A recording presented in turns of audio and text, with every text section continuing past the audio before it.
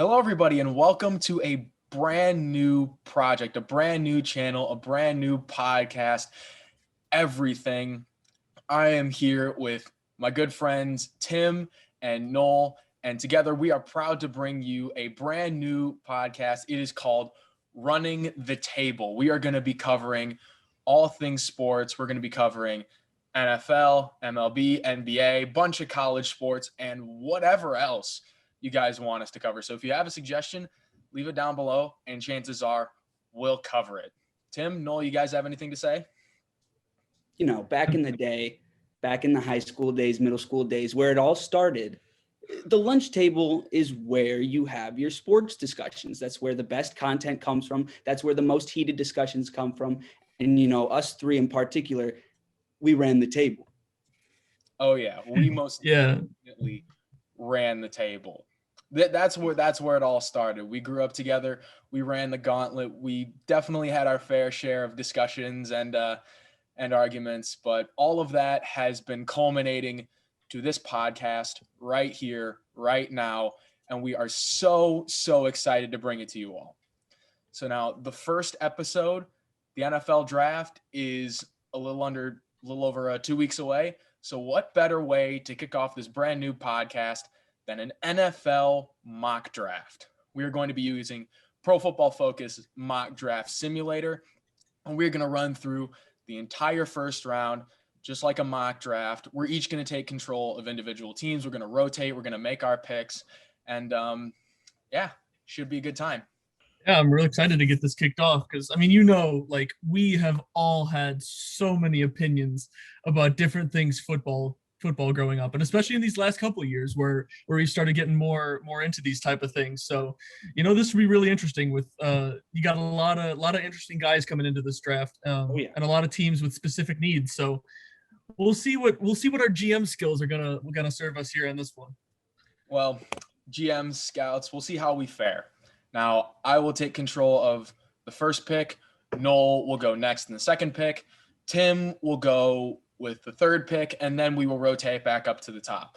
Now, the caveat to that is Tim will take control of the Bears, his favorite team, when that pick comes along, and I will take control of the Packers when that pick comes along. Noel, as a Seahawks fan, his first-round pick is gone when they traded for Jamal Adams.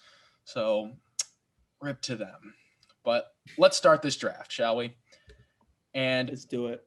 I think it is only right with the first overall pick. I have to take Trevor Lawrence here. It's really not even close. Slam dunk. Yeah.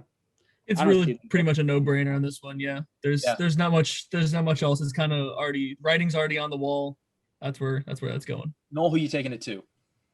So I would say kind of the same thing applies to the number 2 pick. I think it's pretty well known that the Jets are going to go with Zach Wilson here. He had a great pro day, definitely had a great college career. I'm not 100% sure if he's really the second best quarterback in this draft class. I'm not 100% sold on that, but I do think that that's the Jets are sold on him, and that's pretty much all that matters. But now Tim has the third overall pick, the San Francisco 49ers, and this is the first really interesting pick of the draft. So, Tim, what are you going to do here? Yeah, you leave all the power up to me in this one, with those first two being pretty solid go-to picks. This one, you've got a lot of varying picks when it comes to the analysts or all of us. I know we have differing opinions on this, but I am going to go with the bold pick that the 49ers are going to take Justin Fields. I feel like I don't think it's that bold, but I know it's not that bold, but I know there's a lot of other things written amongst different crowds right now that, for instance, they're looking to Mac Jones, and I know, Drew, you really like Trey Lance. I really do like Trey Lance. That is something about me. I'm very pro Trey Lance, anti Justin Fields, so I actually would have gone with Trey Lance there. I feel like that's the best pick for the 49ers. I mean, I know Noel and Tim have their disagreements, but let's move on. I control the Falcons at number 4. See, now what I would do as the Falcons GM is actually move back to 9 for the Broncos because they don't really need a quarterback. Not ready to move off Matt Ryan yet. But since in this first mock draft, we're not going to do any trades, I feel like I'll just go straight into it. And I think I'm going to go with Kyle Pitts here. More offense for the Falcons. I mean, I know they need a lot. If they're not going quarterback, it does make sense to add the most dangerous receiver in this draft. You're absolutely right. Even if That's not he what is they a need. tight end. Yeah, it's certainly interesting. It takes them off the board for other teams that were looking to snatch him in the next couple of picks. I think I think Kyle Pitts is definitely, well, not definitely, but I think that he could be a generational talent. I think that he is just a monster. I think that if I were the Falcons, I would also consider looking at Patrick Surtain from Alabama, just because their cornerback situation is so bad. But then again, Noel, would you take him at 4? Exactly. But that's the thing. I mean, you're in this position. Kyle Pitts is available. I think you just take the best player available. But now you have the Bengals at 5. What are you going to do? You see Penei Sewell and Jamar Chase. What are you doing for Joe Burrow? You protecting him or giving him a weapon? I am going to go with Penei Sewell here, just because from what we saw from Joe Burrow in this first year, it's very clear that he needs more protection. I think that if he's going to develop at all in this system, he needs to have some more time in the pocket to work on his pocket presence. I think with his arm being as not strong as it is, I think that he would do better with a better offensive line. I mean, he already has 2 great receivers there. But yeah, I think that going for the offensive line there is the best for the Bengals. Now, Tim, you got Miami. Get another interesting pick here. Yeah, this one's another very interesting one. When I was looking at mock draft stuff previously, I didn't necessarily see Kyle Pitts going off the board that early, so I had them previously taking Pitts at this position. I had them here's the thing. Pitts also, but Pitts is off the board. Yeah, so without Pitts being on the board, they still absolutely need offensive weapons. So I think it makes the most sense for them to go with Jamar Chase here. He's a big, strong wide receiver who's proven that he can handle the load that I think that they need him to handle. So I think he's going to be a good weapon for them going down the stretch if they were to choose him. See, now with me here as Detroit, I would normally go for Jamar Chase, but since Jamar Chase is gone, I'm actually going to switch it up and go with the Heisman Trophy winner. Although the size is not there, I think the Lions are really missing that X receiver that Devonta Smith can be. If he adds a little more to his frame, I feel like that's really the one thing holding him back. Now, Noel, you have Carolina. What does Carolina do here? So like we had kind of said before, I also kind of think that Carolina could move out of this spot with maybe the football team, or I've seen some other teams that are potentially interested in that spot. And they just got Sam Darnold from the Jets. But I mean, this one's kind of tough now because this isn't what I had. But I guess here... That's why we do this. Throw you a little change up and curveballs every once in a while. See, because my thinking is Jalen Waddle is available, right? But I just don't think that the Panthers need a receiver right now. I just don't think that they do. I mean, even though it's listed as one of their needs, I agree with you. They have Moore, they have Anderson, and they have David Moore, which Noel, I know you know a lot about. So at this point, I feel like if I'm the Panthers, I'm gonna go with Patrick Surtain here. I'm gonna go with Patrick Surtain. I had a feeling you might. It's definitely not a bad pick, I don't think, because it's certainly one of their needs. And I feel like if you're going for a solid pick and your first option was off the board, because I doubt their first option would be looking at a cornerback, then I think that's a no-brainer for them there with what's left on the board. Yeah. So I come in at 9 with the Broncos. And here we talked about the possibility of them trading up, but if they're at this position, I mean, Trey Lance is interesting. Still here. Trey Lance is absolutely still here, and I think that's what I'm going to go with, because if they stick at 9, and if Trey Lance drops to 9, I think it would be stupid for them to let Lance drop further than 9. With what's on the board, they could absolutely go with getting an extremely solid quarterback down at the 9th pick. So I think that'd be a bit of a steal for them if he fell that far. Right. Now, I have Dallas, and something that Dallas potentially explore. I've heard links to Dallas wanting Kyle Pitts, and obviously they'd have to trade up to 5-4-3 to do it. And obviously, since he's not available here, corner is one of their needs. And if Patrick Surtain was available, then obviously here. I think the need for corner is too great for Dallas for them to go anywhere else. So just based on need, I think I have to go JC Horn. Yeah, that's definitely a solid pick there because, as you are absolutely right, the Cowboys defense is high-key struggling. Yeah. And that's something they absolutely need to bolster in this draft. So if they're not looking to trade up, and obviously, I mean, I have to guess it's possible that Surtain may still be on the board come draft day, depending on what trades may happen, but in the NFL depending draft, on what teams may look at. But if Surtain's off the board, I think JC Horn is the obvious pick there. Now, Noel, no, what do you got for the Giants? I see you thinking. I see you contemplating. The gears are turning over there because you have the Giants. I think this one's a no-brainer. Personally, I think the Giants are going with Rashawn Slater here. I like what the Giants have done this offseason. I think. You know, I think that is a no-brainer. Exactly. Because I think that the Giants have a younger defensive core. I think that they have one of the best running backs in the game. They just got Kenny Galladay. I like the looks of the Giants for next year. I think that they could make a run for their division, and getting a great offensive tackle, I think, would be really good for them. Yeah, big thing for those Giants is going to be the performance of Daniel Jones. What side of him is going to pop up, as well as can you keep Saquon healthy? Because losing Saquon just decimated their offense last year. But going into the 12th pick, I've got the Eagles, and the Eagles, they're in an interesting position with, I don't know. I mean, because obviously they list quarterback as a need, but I don't see them going for a quarterback at 12 here. Personally, my obvious pick, I don't see them going Mac here. I actually see them. I see them going with Jalen Waddle. I think they need a weapon here because they are lackluster in the receiving department. This would be the third year in a row that they go for a receiver in the first round.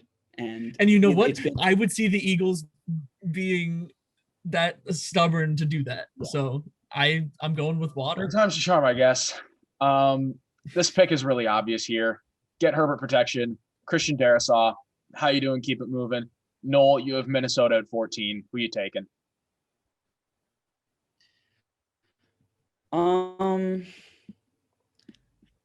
So the Vikings. You know what? I'm going to go. This is tough because I feel like with the Vikings, they have a lot to figure out right now because they're in a very interesting position with their franchise right now. It's tough to figure out. They're not a team that has like a very specific, like, holy crap, we need players like right here in a certain position. They're kind of iffy in a couple different directions, but it's interesting. But that's why it's up to you. You know what? I see them going. If I were them, I would go for help on the offensive line. So I could see them going with Walker Little here. Ooh, Walker Little, tackle from Stanford. I mean, I just think that with all this talk about Kirk Cousins, it can't help to protect him more. You know, people are saying that he's like, because I've seen so many things. I've seen so many things that people, It can't hurt to protect Kirk. Yeah, exactly. That's what I'm saying. Because another thing, like what I've found in the NFL is a good offensive line solves a lot of problems. Oh yeah. It helps cover a lot of issues. And a bad offensive line causes a lot more problems than anyone would imagine, despite what kind of backfield that's why you the have. left tackle is the second highest paid position player in the NFL. Blindside for those right-handed quarterbacks, man. But Tim, they're in high demand. That's the Patriots. Here's every third another interesting one. Interesting pick, and that's just how the draft works I know. out. But congratulations. You know what? I got real lucky with being the third one to go here because I got quite a few interesting ones. And the Patriots, they obviously had a very interesting offseason. Very active. But one of the things that I think they need to look at is they made a decent amount of pickups. We saw in the offensive end with both Jonnu Smith and Hunter Henry. You added those weapons at wide receiver. I don't think, despite them saying wide receiver is a need, I mean, obviously you do see just today, day that we're recording this, Julian Edelman officially retired. So that loses another position for them. But I don't know if I see them going wide receiver here. So I actually have them taking Micah Parsons at linebacker. He's a really athletic linebacker. He lacks some in what they were talking about, a little bit of maturity issues with him, maybe some decision making. But if there's any system for him to grow and learn under, I feel like it could be the Patriots. So I feel like they would be the ones to take a risk on him. Yeah, for me, I'm going to speak on Parsons shortly, and then I'm going to move on. For me, I've seen Parsons as high as a top 5 pick in some mock drafts. So for the fact that, like, this is the first mock draft that I've done that Parsons has slid all the way to 15, so that's been kind of surprising for me. So I think Parsons has a lot of potential, and I think if he's still there at 15, then that would probably be the pick for the Patriots. But now I have Arizona at 16, and they have interior defensive linemen as one of their needs. I mean, they acquired J.J. Watt. They have Chandler Jones. And I think they just need to bolster that line just a little bit more when in the trenches. So Christian Barmore can really help them do that. Now, Noel, you have Vegas at 17.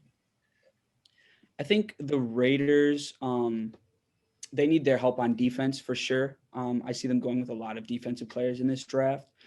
And I would say, so I feel like they're good. I think they're good on their line, honestly, and their edge rushers.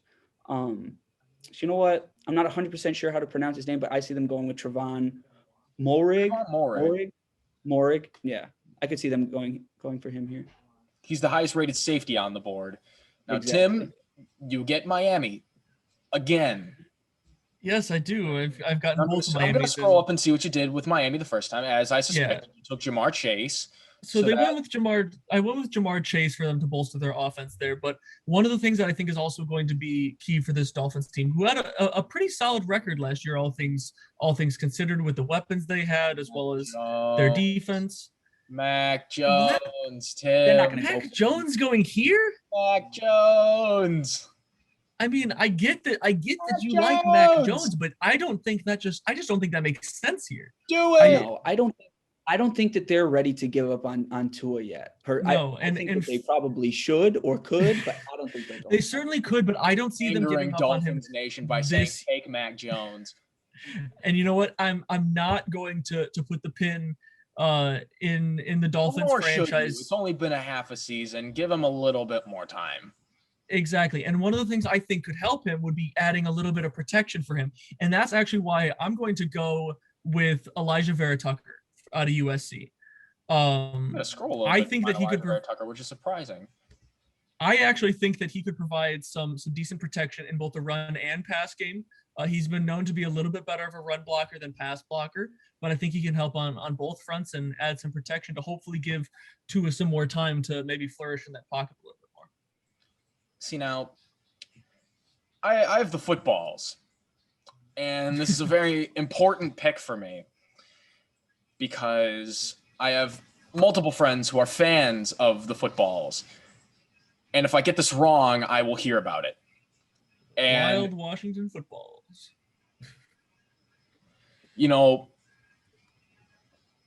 They do need a franchise quarterback, but I don't think right now that the footballs. So I'm not going to go with Mac Jones.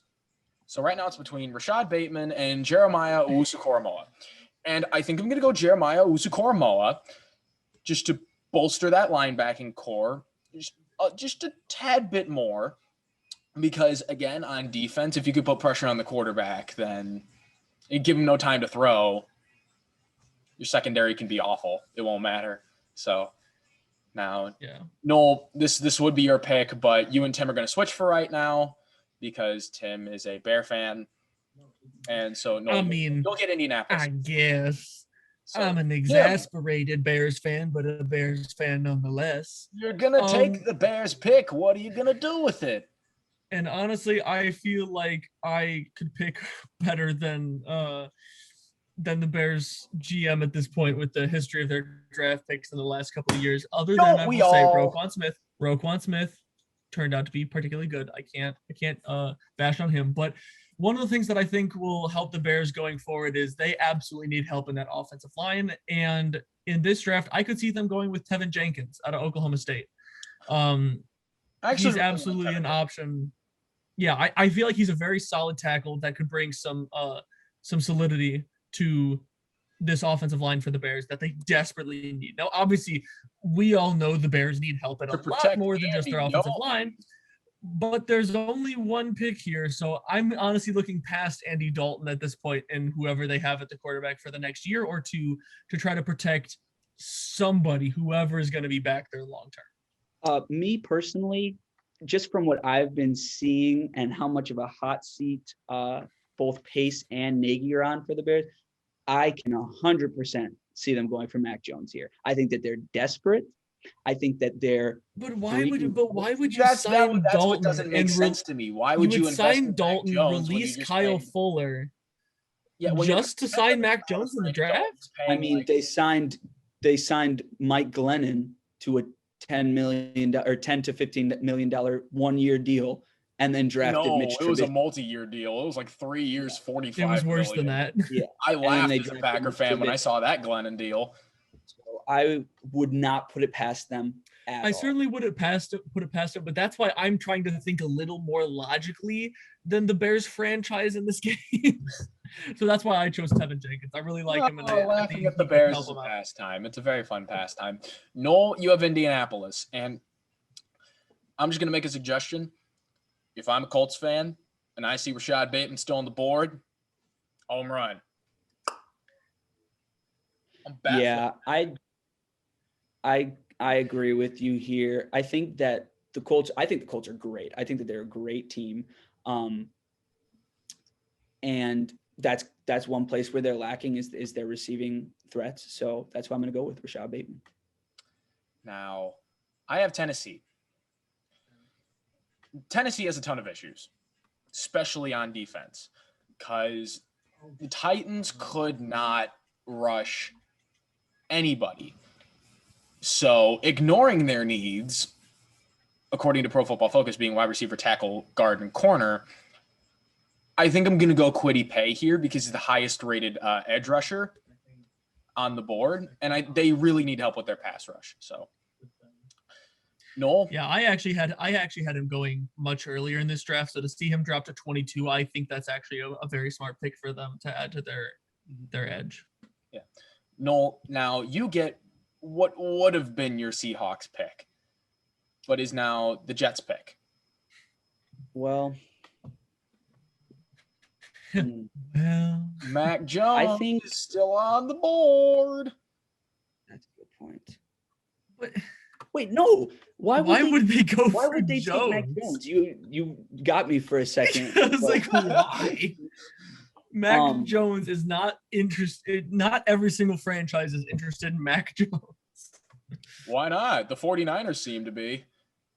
I could definitely see, like we were talking about, I think beefing up the line in any cases is good for a team. So I could definitely see them going with Dylan Radins here because they already had a great rookie offensive lineman last year. What was his name? Mekhi Becton. Mekhi Becton. That dude's a beast. Yeah, exactly. I think getting another guy with him, that's just a good look for your future. Yeah, absolutely. Especially with them looking to try to get, trying to get the quarterback of your future. The best thing you want to do is keep him healthy. So I think that's a very smart pick for them. Tim. So I've got the Steelers here at 24. I've suggested Mac Jones as a joke several times in this draft. This is the one time where I'm going to be serious. I actually, and this is the one time I think I am going to agree with you here because I think they absolutely no. I see that face, but they need to look towards the future here. They need to look. Ben Roethlisberger is not Jesus. He cannot play for the next 5 seasons. I could also see them going for a running back here, though. I mean, yeah, I could see that, but here, if I wasn't, let's say, if I wasn't going for Mac Jones, here is where I would actually go. I would be trying to replace Pouncey in your center role.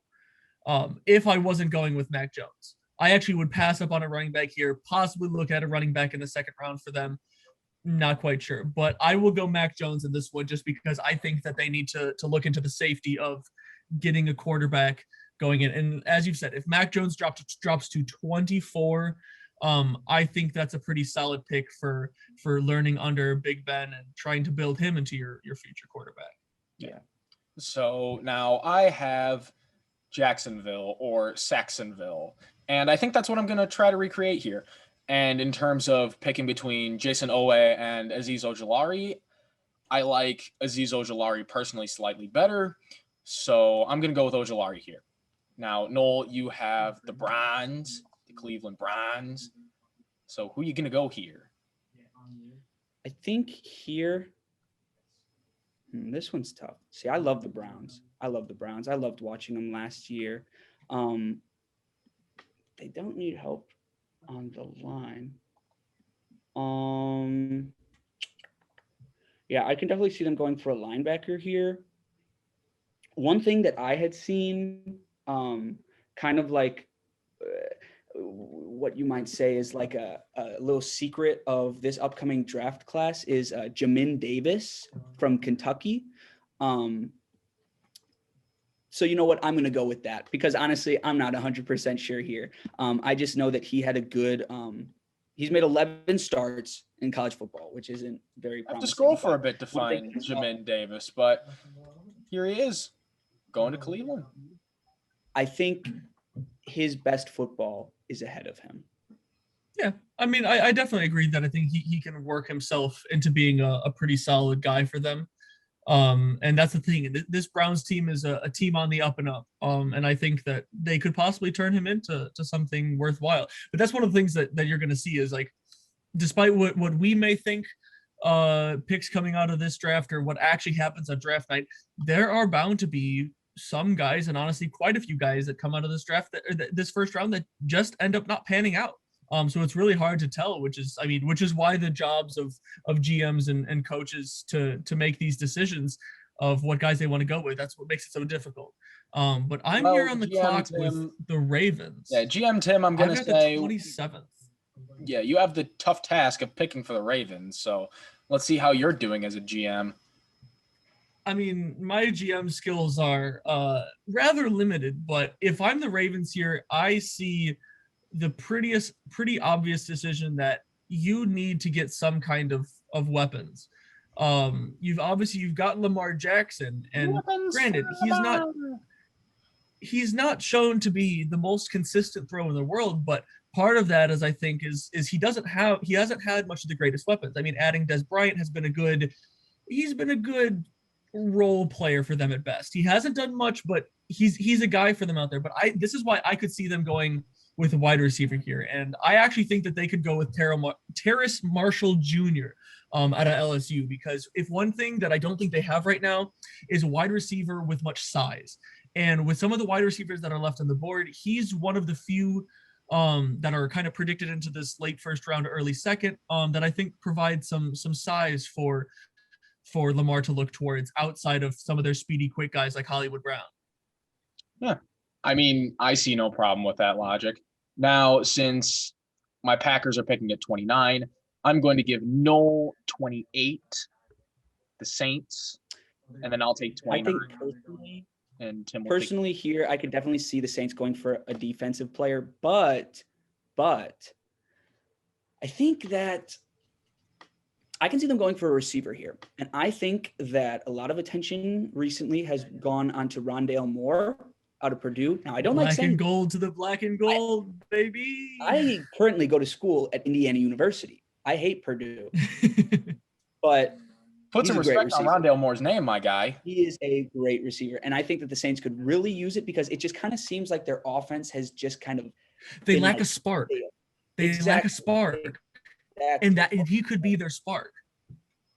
Well, I'd say them. Now, realistically, though, that's what I've been going back and forth this whole draft.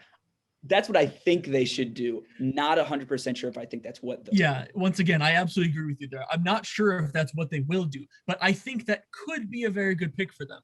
Well, no, yeah. I got to thank you because I'm taking the Packers here, and I have 3 options where I cannot go wrong. I can either give Rodgers a weapon with Elijah Moore, which quite frankly, I'm kind of surprised this slid this far. Or I could go what I think their first need is corner, Greg Newsome or Caleb Farley. Now, what makes you say that, Drew? What makes you say that? The corner is their biggest need. No reason. No reason at all. Could it be I think I'm going to take Greg Newsome. I think for absolutely, based on absolutely nothing at all, I'm taking Greg Newsome. No previous. Moving on. Tim, who you got at 30? So I've got the Bills here at 30. First of all, the one thing I want to say about Greg Newsome, saw him play a little bit when Northwestern rolled into town to play Purdue. That dude is a lockdown corner. So if the Packers end up going with him, I think he's a very solid guy for them. Go figure. So, but here's the thing. So I've got the Bills here at 30, and if I personally think that they need to work on their edge here. Obviously, interior defensive lineman is something they also have as a need, but I think they could work on their edge here, and I have them going with Jason Owe. I don't exactly know how to pronounce that name, but I feel like that. I personally feel like that they could take him out of Penn State to help bolster that defensive line and get some pressure on the quarterback. You know, I have Kansas City at 31 here. And as much as they need to work on their tackles, Isn't it my pick? No, you and I just switched for No, I don't care. I'm gonna pick for Kansas City here. You do that. I think Then I'm picking for Tampa Bay. And I'm taking Kyle Trask. Fine. No, I'm kidding. I won't. I think that Baby goat. it's very, very evident what can happen to the Chiefs if they not quarterback. I think that they just gave him a 10-year deal. And if he's getting hit like that on a consistent basis, obviously they were missing starters. They were missing starters. So no, I'm gonna go out on a limb here and you're gonna probably take Sam Cosmi. Yes. Okay. And I think that's absolutely a smart decision for them. Yeah, no, that's a pretty smart decision. Now, since Noel claimed Kansas City, and fine, I have to pick for the newly resurrected evil empire. And as much as I hate to say it, Elijah Moore slid. And I'm gonna give Brady another weapon. If Elijah Moore went outside of the first round, I think that would be a legitimate crime. Elijah Moore has fantastic hands. But, I mean, yeah, that'll do it. Oh, he is a massive upside, so. 100%. Yeah. So that'll do it for our NFL mock draft and our first episode of Running the Table. We're beyond excited to bring you more content coming forward, whether it be more NFL draft stuff in general, or whatever you guys want it to be. So until next time, we out.